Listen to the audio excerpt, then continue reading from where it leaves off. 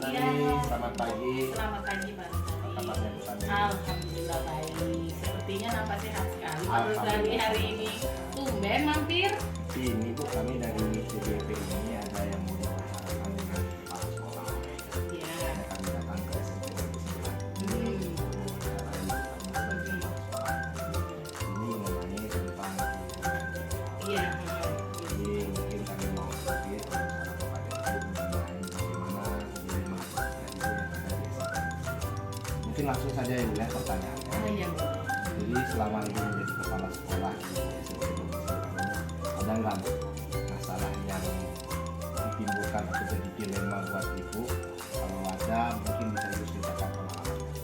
Gimana ya? Sebenarnya sih banyak sih. Ya sebenarnya sih banyak. Terutama masalah apa namanya yang berdekatan wilayah yang kemarin saya dengan seperti baru diketahui kan karena tidak ada zonasi di sini kan. Jadi dalam tahun ini siswa yang dasar di SMP Negeri 9 ini agak menurun gitu kan. Jadi hanya memperoleh sebenarnya 90 murid itu yang disepakati. Jadi jumlah murid jumlahnya itu keseluruhan dari kelas 7 sampai kelas 9 itu 320 murid. Jadi dengan jumlah murid tersebut maka kami hanya membuka 3 kelas yang untuk satu seperti itu kan. Padahal Pak Rosali tahu sendiri, sementara guru-guru di sini kan 25 orang hampir rata-rata semuanya sertifikasi. Jadi saya bingung saat itu antara akan memberhentikan guru yang guru yang belum bersertifikasi GTT atau mempertahankan mereka. Padahal kan kondisi keuangan jika tidak stabil ketika memperoleh murid sedikit gitu Pak Rosali.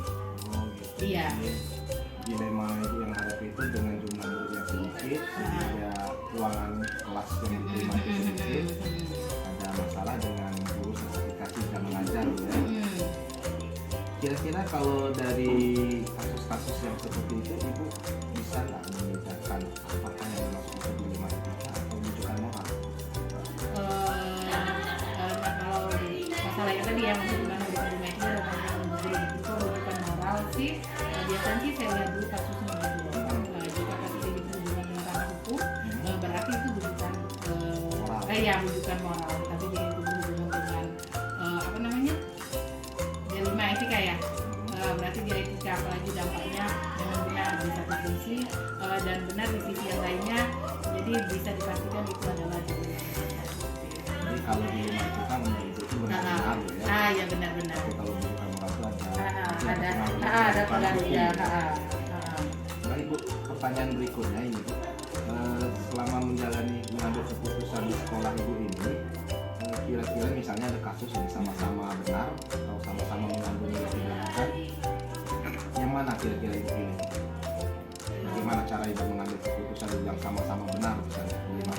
Misalnya sama-sama benar, misalnya ya saya berdiskusi, saya memanggil dulu ya, berdiskusi dengan wakil-wakil saya gimana cara menyelesaikan masalah yang dihadapi sekarang tentang kekurangan jam pada guru-guru yang bersertifikasi. Hal-hal yang ini ya efektif ya mengomunikasikan ke ini, mengomunikasikan ke Jadi berdiskusi ya berdiskusi. Maaf ya Pak ya, Sama-sama, mengganggu ada sama-sama. sedikit kita ya silakan. Baik, berarti salah satu langkah-langkah prosedur yang Ibu biasa lakukan itu adalah dengan mengajak wakil-wakil gitu. Iya, dengan mengajak wakil Berdiskusi. berdiskusi. Oke. Jadi pertanyaan berikutnya Bu, apakah hal-hal selama ini yang Ibu anggap efektif ketika mengambil keputusan yang berhubungan dengan kasus-kasus dilema? Saya rasa semuanya akan efektif jika komunikasikan dengan baik kepada semua pihak yang berkepentingan ya, sehingga mereka itu tahu apa yang terjadi pada kita dan kita tahu apa yang terjadi pada mereka. Jadi komunikasi itu Iya. sangat penting ya dalam mengambil keputusan. Ya.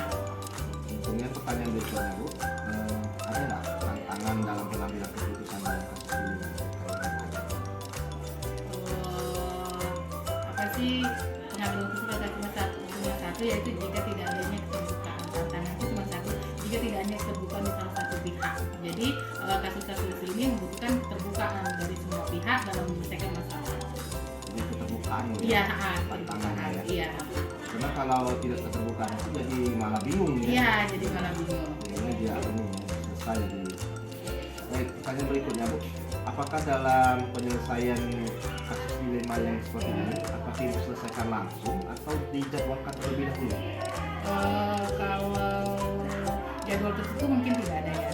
Tapi kalau prosedurnya jelas ada seperti yang saya sampaikan tadi itulah saya memerlukan diskusi terlebih dahulu dengan para wakil kepala sekolah, kemudian saya mengonsultasikannya dengan langkah-langkah, mengonsultasikannya, setelah itu baru mengambil langkah-langkah seperti itu.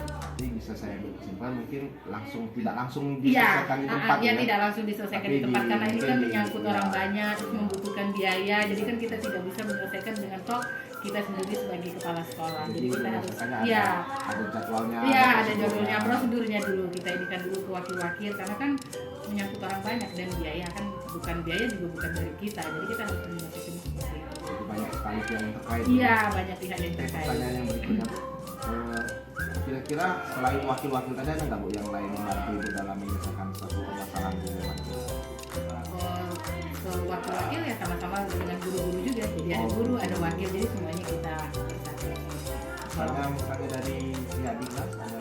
Kalau dari pihak Dinas sejauh ini sebelum karena kan bisa diselesaikan masalah. Kalau di pihak Dinas itu kan sama halnya, sama terjadi juga di sekolah yang lain. Jadi memang kita kekurangan jam. Jadi kalau diselesaikan di Dinas juga tidak selesai. Jadi gimana kebijakan kita sebagai kepala sekolah? Jadi yang banyak terlibat itu di dalam di wakil dan guru-guru karena kesepakatan. Yang terakhir Bu Ibu, kami yang ingin saya tanyakan itu kira-kira apa yang bisa kita dapat dari pembelajaran Ibu mengenai pengambil keputusan kita itu?